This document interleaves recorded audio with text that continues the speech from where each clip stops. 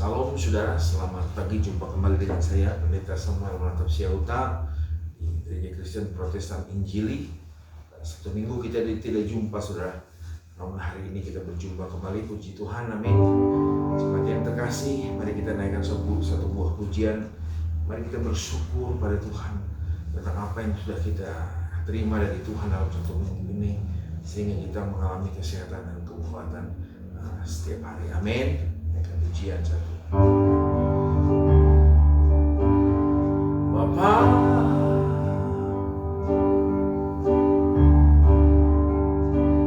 Engkau sungguh baik, kasih-Mu melimpah di hidupku.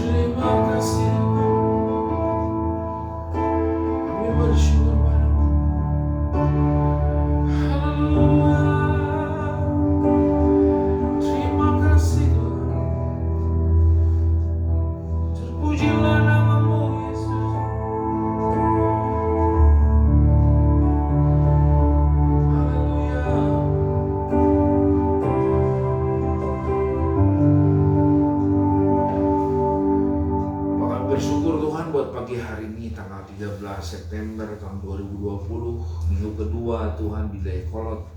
Ini kami mau mendengarkan kebenaran firman Allah. Satu kerinduan kami adalah Tuhan, setiap hari kami dibentuk bukan karena kami Tuhan mengalami berkat yang luar biasa, tapi kami dibentuk oleh karena kami memang butuh Engkau, kami perlu Engkau. Kami tahu Tuhan misi kami Tuhan di dunia ini adalah menjadi garam dan terang Urapi setiap kami yang hadir Tuhan, yang mendengarkan firman Tuhan.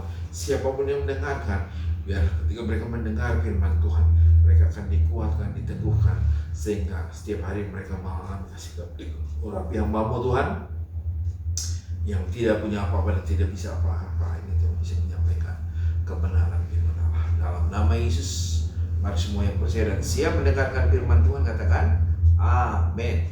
Shalom saudara, selamat pagi.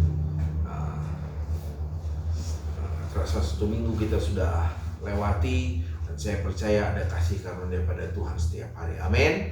Baik saudara, minggu yang lalu, kalau saudara masih ingat, temanya adalah jangan ada padamu Allah lain. Jadi jangan ada Allah lain saudara. Yang pertama dikatakan adalah saudara, jangan kita mengandalkan kekuatan sendiri saudara. Yeremia 17 ayat 5 berkata, terkutuklah orang yang mengandalkan kekuatannya sendiri atau kekuatan manusia. Karena seringkali saudara, kita selalu mengandalkan pikiran kita, hati kita, sehingga apa yang Tuhan perintahkan tidak bisa kita genapi, karena kerajaan yang dibangun di dalam diri kita adalah kerajaan manusia. Dan kalau kerajaan manusia atau kerajaan ego kita dibesarkan saudara, kerajaan Allah yaitu kebenaran, damai sejahtera, sukacita oleh Roh Kudus tidak akan sampai dalam hidup kita saudara. Nah, hal yang kedua adalah saudara, kita tidak boleh ada Allah lain di hadapan kita. Yaitu apa? Firman Tuhan berkata, barang siapa mengasihi bapaknya ibunya lebih daripada aku, anaknya perempuan atau laki atau menantunya lebih daripada aku, maka dia tidak layak untuk menjadi ikut Tuhan, pengikut Tuhan saudara. Jadi ya, hal yang kelihatannya saudara penting bahwa kita harus hormati orang tua, memang benar, tetapi ada urutan nilainya saudara. Tuhan bilang, kasihlah Tuhan Allahmu dengan segenap hatimu, dengan segenap kekuatanmu, dengan segenap akal budimu. Ini minggu yang lalu hal yang kedua. Yang ketiga adalah berkata saudara tentang mamon. Firman Tuhan berkata begini, di mana hartamu di situ hatimu, dan akar segala kejahatan ialah cinta akan uang saudara. Nah, itulah yang banyak menghancurkan kehidupan anak-anak Tuhan, sehingga imannya tidak bisa maju, tidak bisa mengalami perubahan atau pertumbuhan kerohanian.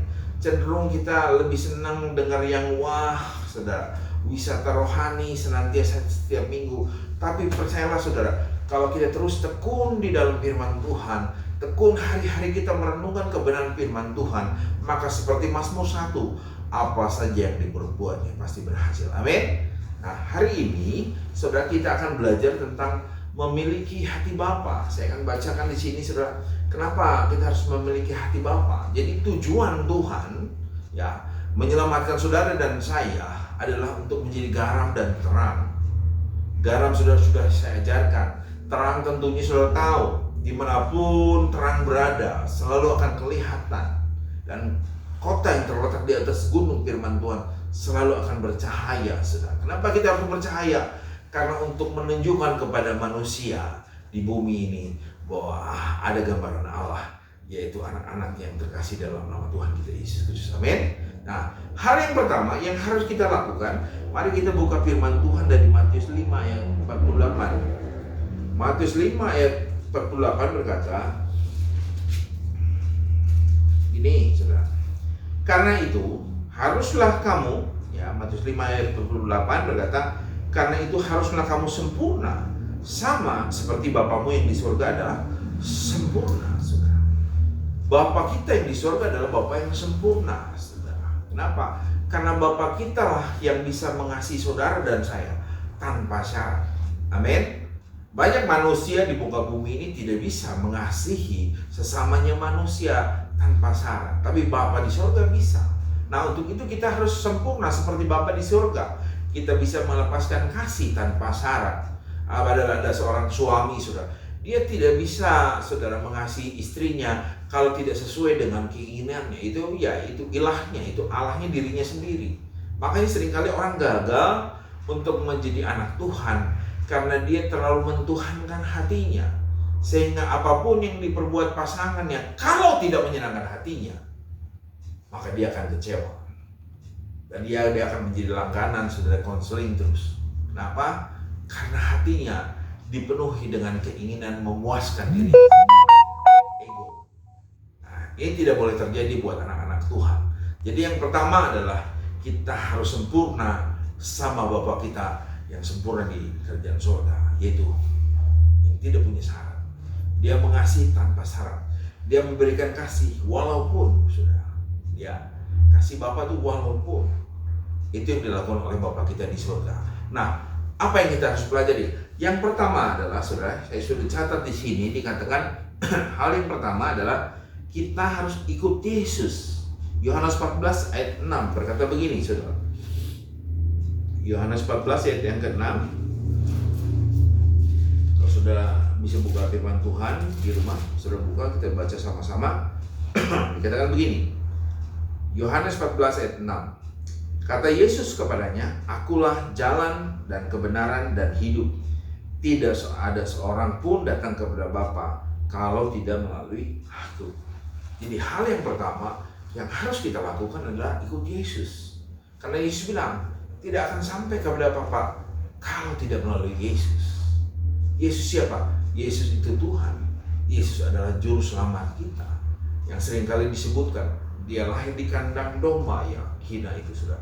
Dia dibesarkan sudah dengan keterbatasan sebagai anak tukang kayu. Yaitu bapaknya Yusuf yang membesarkan.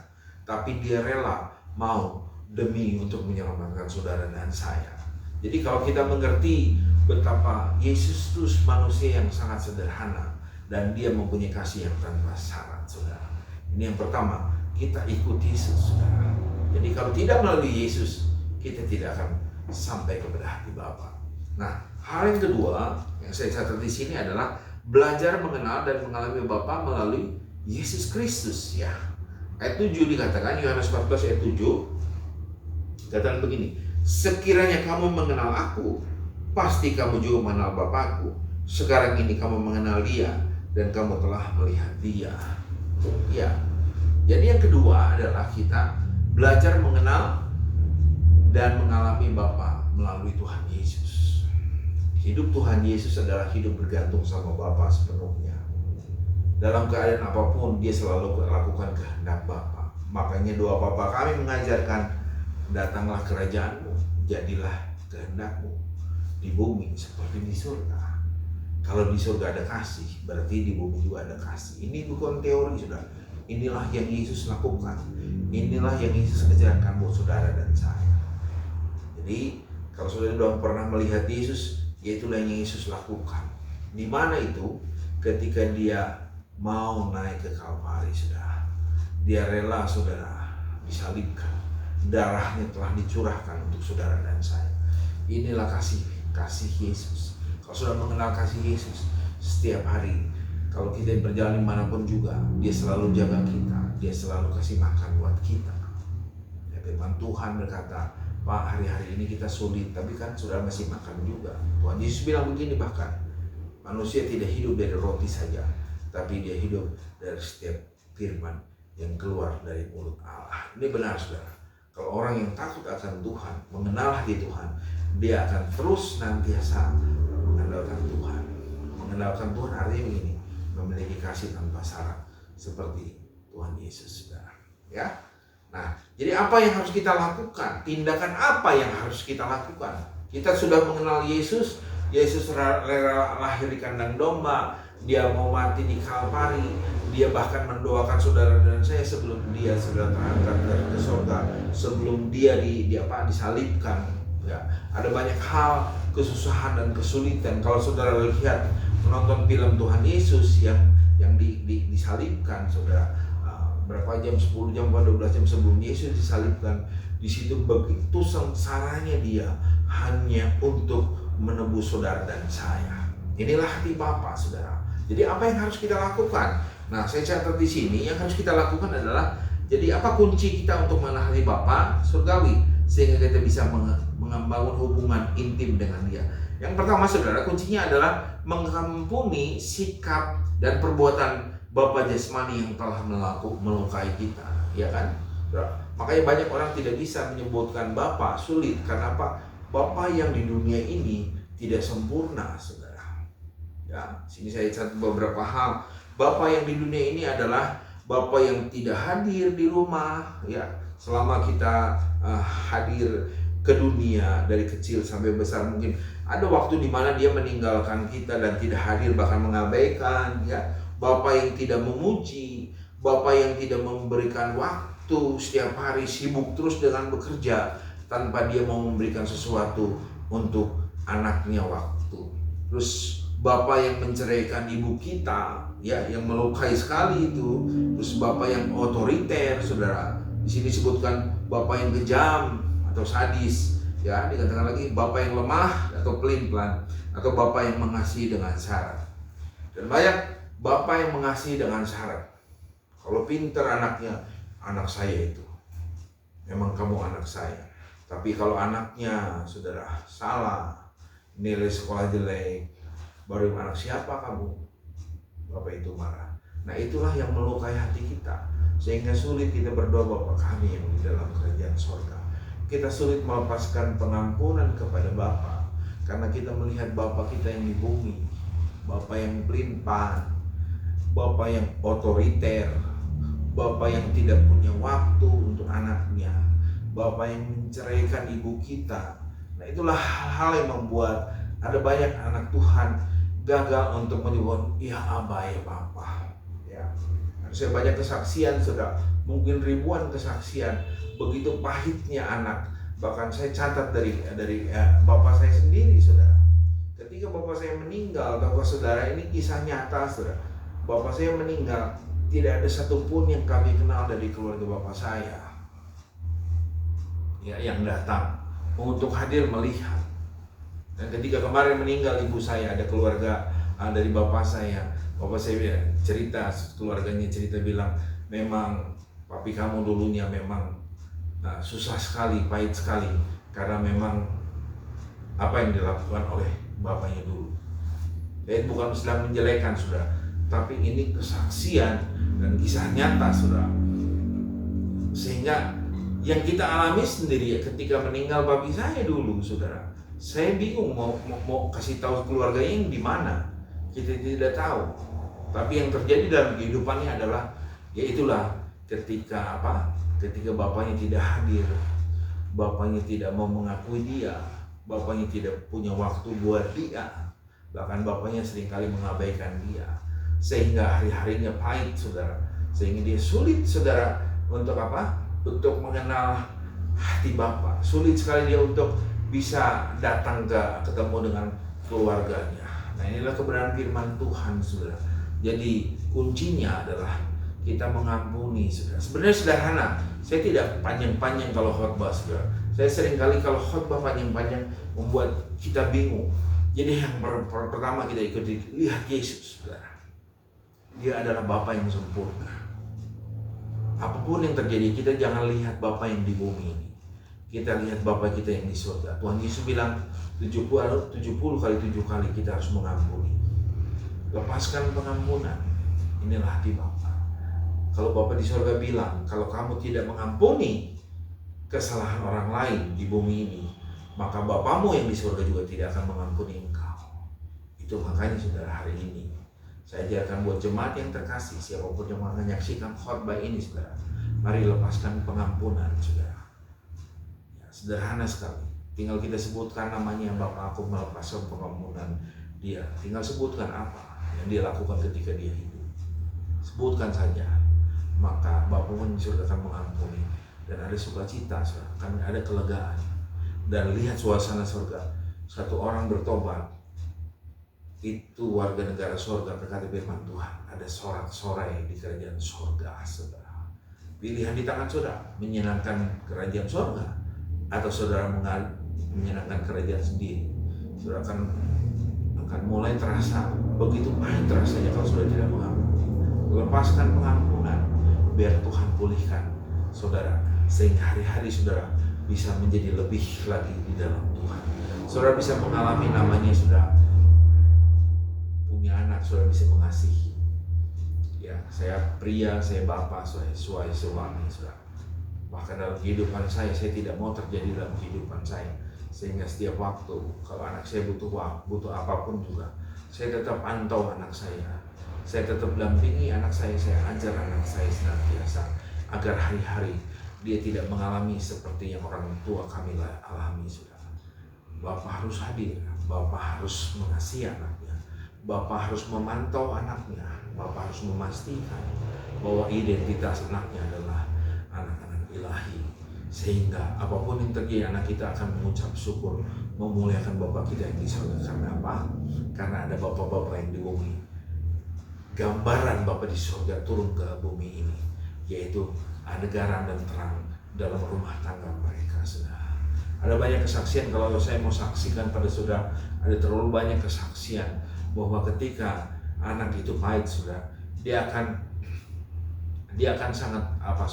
sangat susah sekali hidupnya.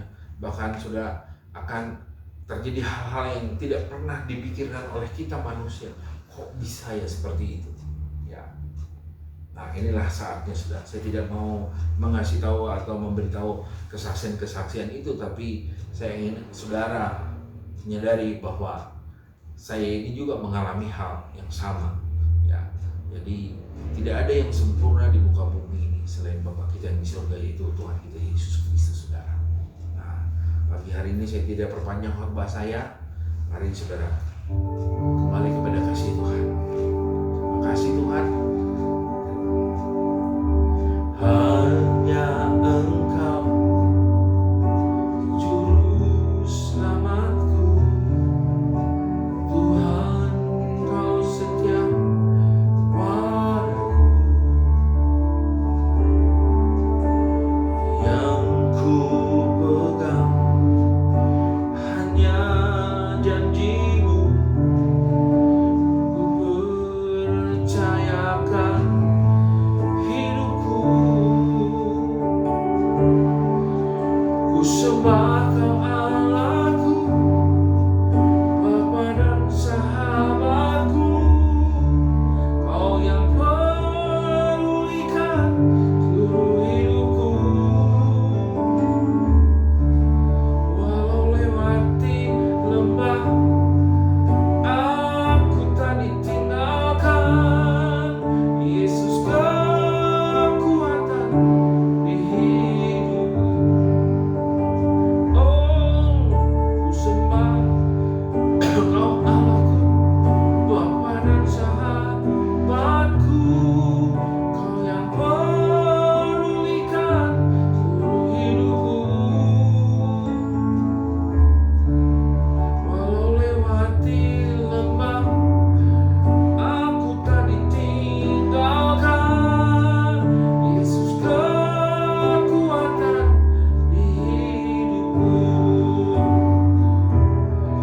Yesus kekuatan di hidupku. Yesus Tuhan, Yesus kekuatan di hidupku. Haleluya, haleluya.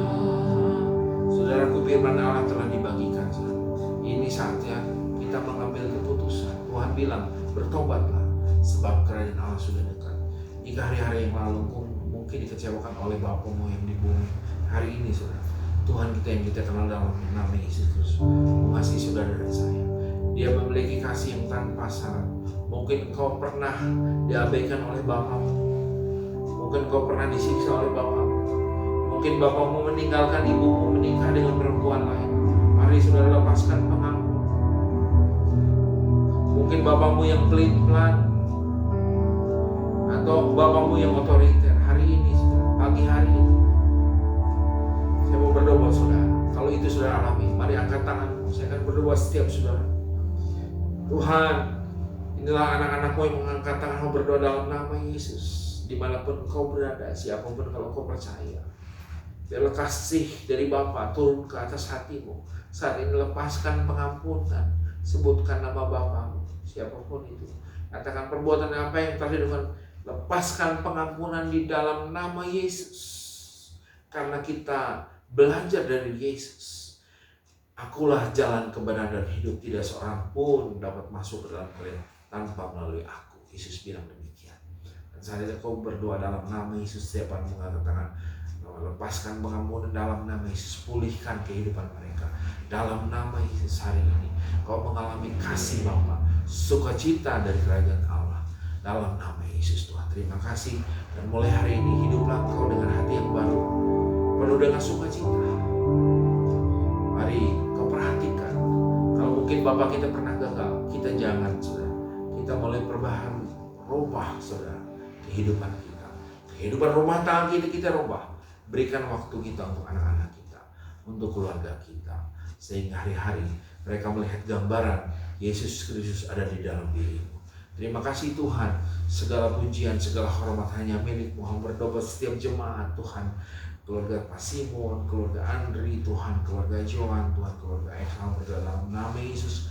Bahkan orang-orang yang menyaksikan Tuhan ibadah ini, keluarga Komi Mingking buat Tuhan, berdoa juga buat keluarga Tuhan Chandra Pengeribuan lawat dalam nama Yesus Tuhan, buat Kiki Hendrawan juga berdoa dalam nama Yesus. Bahkan buat Tumpal Sinaga juga Tuhan, kau lawat agar dia terus mengalami pertumbuhan rohani. Bahkan semua orang yang hamba-Mu Tuhan tidak sebutkan satu persatu, agar mereka mengalami kasih Bapa hari ini Tuhan. Biarlah mereka mulai lahir baru mengalami kasih Bapa. Terpujilah nama-Mu Tuhan. Dalam nama Yesus, semua yang hadir, semua yang siap dan telah menerima kasih Bapa, katakan amin. Tuhan Yesus berkati. Shalom.